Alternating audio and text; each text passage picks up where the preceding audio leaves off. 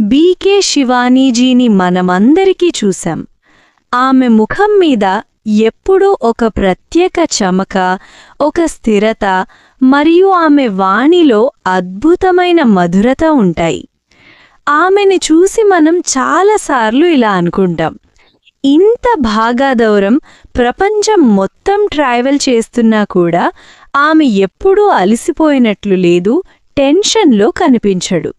ఇది కేవలం మెడిటేషన్ వల్లనా? జవాబు లేదు. ఆమె ఆశ్రమంలో ఆమెతో కలిసి ఉండేవాళ్ళు, ఆమె దగ్గర పనిచేసే స్టాఫ్ చాలాసార్లు ఒక విషయం చెప్పారు, కానీ మనం దాన్ని ఎప్పుడూ సీరియస్గా తీసుకోము. ఆమె ఎనర్జీకి ముఖ్య రహస్యం ఆమె ప్లేట్లో దాగుంది. ఇది కేవలం ఆమె ఏమి తింటుంది అని కాదు, ఎలా తింటుంది అని.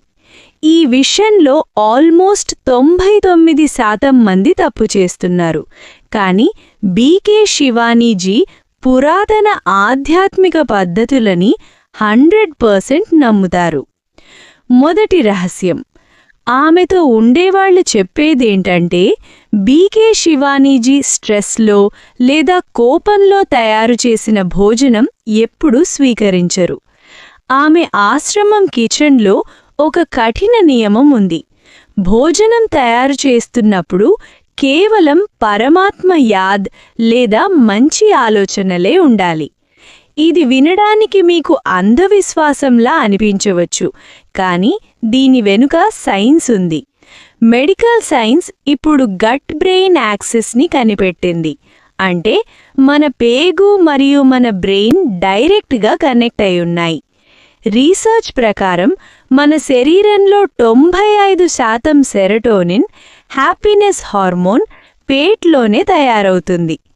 మీరు స్ట్రెస్లో ఉంటే మీ ఆహార ఎనర్జీ మీద డైరెక్ట్ ఎఫెక్ట్ పడుతుంది. అందుకే ఆమె హోటల్ ఫుడ్ లేదా బయట భోజనం అవాయిడ్ చేస్తారు, ఎందుకంటే అక్కడ భోజనం బిజినెస్ కోసం తయారవుతుంది, ప్రేమతో కాదు. రెండవ రహస్యం, ఆమె భోజనం టేబుల్ దగ్గర ఉండే మౌనం. మనం చాలాసార్లు టీవీ చూస్తూ, ఫోన్లో మాట్లాడుతూ భోజనం చేస్తాం, కానీ బీకే శివానీజీ నియమం పూర్తిగా డిఫరెంట్.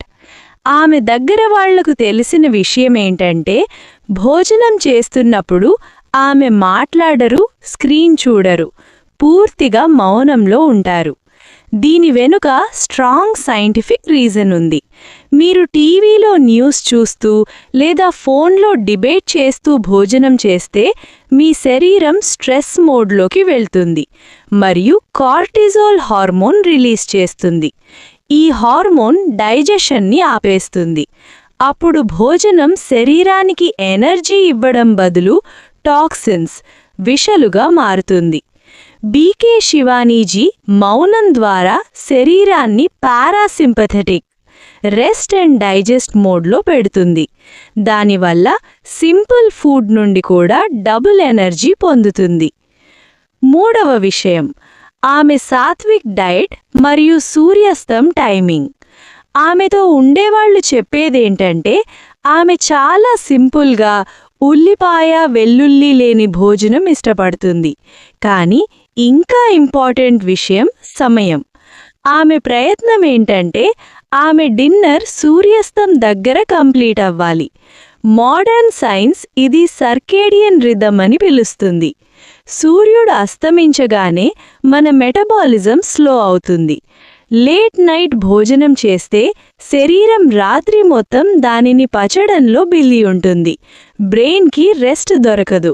అందుకే బీకే శివానీజీ పొద్దున 3:30 లేదా 4 గంటలకి లేచినా కూడా ఫ్రెష్గా, ఎనర్జెటిక్గా ఉంటారు. మనం 8 గంటలు పడుకున్నా కూడా అలసిపోయి లేచడం ఇదే కారణం. సో మిత్రులారా, బీకే శివానీజీ ఎనర్జీ రహస్యం జాదు కాదు, డిసిప్లిన్. ఈ విషయాలు ఆమె ఆశ్రమం గోడలు మాత్రమే తెలుసుకున్నాయి.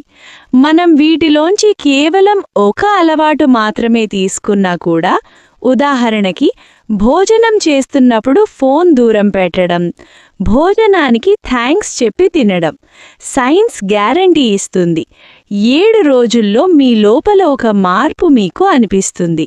ఎందుకంటే ఆరోగ్య శరీరం మాత్రమే శాంత మనసుకి ఒక ఇల్లు.